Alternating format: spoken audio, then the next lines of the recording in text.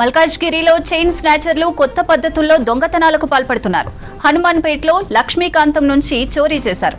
నిన్న సాయంత్రం ఒక వ్యక్తి మహిళ చిన్న పాపతో కలిసి ఇంటికి వచ్చి ఏదైనా పని ఉంటే ఇవ్వాలని లక్ష్మీకాంతాన్ని అడిగారు. దీంతో ఆమె పనేం లేదని తెలిపింది. పాపకు దాహం అవుతుంది, కాస్త నీళ్లివ్వాలని మహిళ అడగడంతో లక్ష్మీకాంతం ఇంట్లోనికి వెళ్లింది. ఫ్రిడ్జ్లోని బాటిల్ తీస్తుండగా వెనక నుంచి వచ్చి ఆమె నోట్లో క్లాత్ పెట్టి మెడలో ఉన్న 2 తులాల బంగారు గొలుసును లాక్కొని పరారయ్యారు.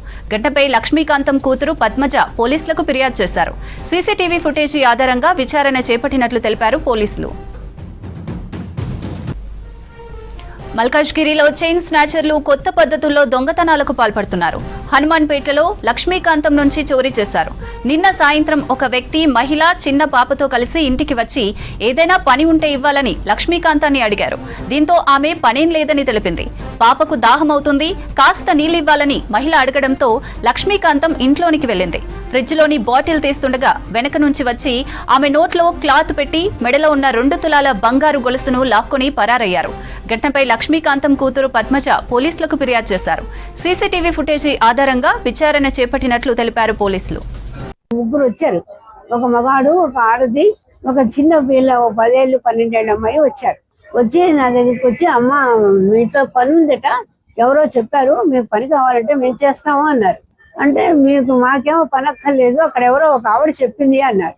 నాకేమో పని అక్కర్లేదు, మాకు పని ఉంది, మీరు ఎంత ఇస్తారో అదే, నీకెందుకు ఎంత ఇస్తాను, నీకెందుకు, మాకు 18,000 కావాలి, 18,000 ఇస్తే మేము ఉంటామన్నారు.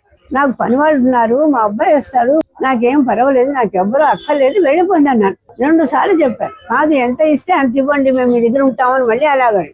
అయినా కూడా వద్దని చెప్తే అప్పుడు ఏం చేశారు, వెళ్ళిపోమంటే వెళ్ళిపోతాం కానీ ఆ చిన్నపిల్ల మంచినీళ్ళు కావాలంటుంది, కొంచెం మంచినీళ్ళు ఇవ్వండమ్మా అన్నారు. అంటే నేను హాల్లో కూర్చున్న దాన్ని ఏదో కూడా హాల్లో ఉన్నారు, పిల్ల బయట ఉంది, గేటు బయట పిల్ల ఉంది, వీళ్ళిద్దరు లోపల ఉన్నారు.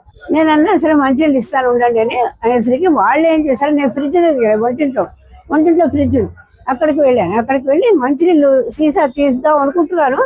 ఎప్పుడు వచ్చాడో వాడు వెనకాలే వచ్చి ఇట్లా పట్టుకుని నోట్లో ఏదో కుక్కేసాడు, ఉండాలి కుక్కేసి చైన్ ఇట్లా లాగేసిపోయింది, వెళ్ళిపోయాడు. బయట గొళ్ళెం పెట్టేశాడు. నేను బయటకు వచ్చి అడుగుదామంటే నాకు నోరు రావడం లేదు, అని వస్తున్నా కానీ నోట్లో వచ్చి మాట్లాడటం లేదు. అట్లా అయింది ఆయన. మరి కంప్లైంట్ ఉన్నటువంటి లక్ష్మీకాంతం అనే ఆమె వృద్ధ మహిళ, ఈమెకి 85 సంవత్సరాలు ఉంటాయి. ఈమె ఒంటరిగా ఇంట్లో ఉంటుండగా ఒక జంట ఫ్యామిలీ వాళ్ళు ఇంట్లోకి వచ్చి పని కావాలి అని చెప్పేసి ఇంట్లో పని కోసం అని వచ్చి అడిగి, ఆ తర్వాత ఆమె ఒంటరిగా ఉన్నది గమనించి అందులో ఉన్నటువంటి మగ మనిషి వాళ్ళని తన ఫ్యామిలీని కిందికి పంపించేసి ఈ మహిళతో మంచినీళ్ళు కావాలి అని చెప్పేసి లోపలికి వెళ్ళి, ఆమె లోపలికి వెళ్ళగానే చూసి లోపలికి వెళ్ళి ఆమెతో పాటు వెనుకగా వెళ్ళి గట్టిగా నోరు మూసి ఆమె మెడలో ఉన్నటువంటి 1.5 తులం బంగారం చైన్ని లాక్కొని పోవడం జరిగింది. దీనిపైన కేసు రిజిస్టర్ చేసి విచారణ ప్రారంభించడం అయింది.